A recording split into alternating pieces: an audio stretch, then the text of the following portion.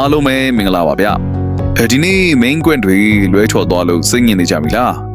အခဏလေးအရင်ထားပါအောင်နော်ကျွန်တော်တို့ရဲ့တပတ်စာအမာကြီးကတော့ဒီနေ့မှာအပန်းကိုပဲစင်ပြီးမှန်ခဲ့ပါပြီဒါဟာကျွန်တော်တို့ရဲ့ track game တွေလမ်းကြောင်းပေါ်မှာရှိနေတဲ့ဆိုတာကိုပြနေတာပါပဲကျွန်တော်ရဲ့မွေးကက်ထဲမှာမွေးကက်ရပြီလားသူလူဆိုရင်တော့တီးမှာပေါ့နော်မွေးကက်ထဲမှာတပတ်စာအမာကြီးကျွန်တော်ပေးချခဲ့တာပါမနေ့ပြန်ကျွန်တော်တို့ရဲ့ဗိုလ်တို့မကြော်မွေးကက်ထွက်လေထွက်တာရှိတယ်အားအကောင်းဆုံးသောနေ့တစ်နေ့ဖြစ်ပါတယ်ဒီနေ့မှာကျွန်တော်တို့အမာကြီးကိုမှန်ခဲ့တယ်လို့ပဲမနေ့ပြန်အတွက်ဘန်ကွက်ချက်ထားတဲ့အမာကြီးကတော့3-8-9ပဲဖြစ်ပါတယ်ဒီကီး3လုံးကမနေ့ပြန်အတွက်အားအကောင်းဆုံးအချက်တွေပါပဲအခုချိန်မှာမွေးကက်လာတောင်းတဲ့သူနဲ့နေသည်ပေမဲ့တကယ်အမျက်ထုတ်ရမယ့်အလဲကမနေ့ပြန်မှာပါနော်ဒီမွေးကက်ကိုလိုချင်တဲ့သူတွေရှုံးကြွေးပြန်ဆက်ချင်တဲ့သူတွေအခုပဲကျွန်တော်ကိုဆက်သွယ်လိုက်ပါ